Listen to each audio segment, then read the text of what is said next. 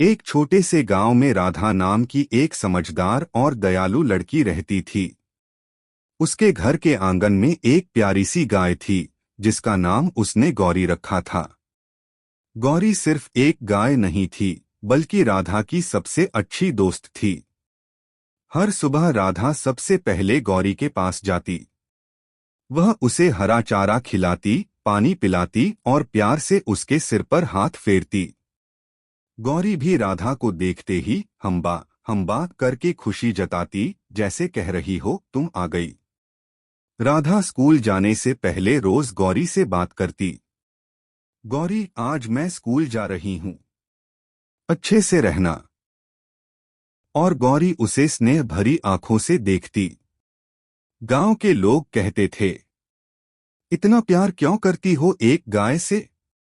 राधा मुस्कुराकर कहती, क्योंकि गौरी भी मुझे उतना ही प्यार करती है। एक मुश्किल दिन। एक दिन बरसात बहुत जोरों से हुई। नदी उफान पर आ गई और गांव के पास का रास्ता टूट गया। राधा के पिता शहर गए हुए थे और घर में सिर्फ राधा, उसकी माँ और गौरी थीं। अचानक गौरी बेचैन होने लगी। वह बार बार राधा को आवाज दे रही थी। राधा समझ गई कि कुछ ठीक नहीं है।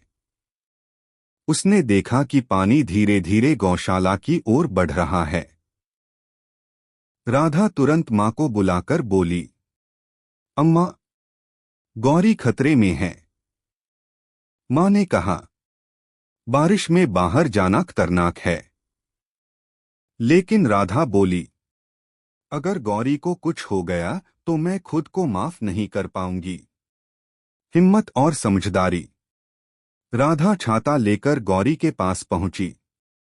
उसने रस्सी खोली और गौरी को ऊंचे स्थान की ओर ले गई। बारिश तेज थी, रास्ता फिसलन भरा था, लेकिन राधा ने हार नहीं मानी। गौरी भी जैसे राधा की बात समझ रही हो, बहुत शांत थी।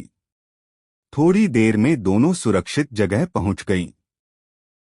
बारिश थमी और गांव वाले जब पहुंचे तो यह देखकर हैरान रह गए कि एक छोटी सी लड़की ने अपनी समझदारी से एक जान बचा ली।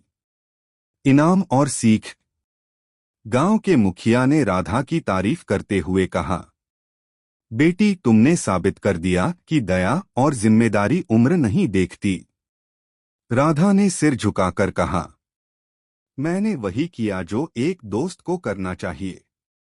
उस दिन के बाद गौरी और राधा की दोस्ती और गहरी हो गई। गौरी ज्यादा दूध देने लगी और राधा की पढ़ाई में भी मन लगने लगा।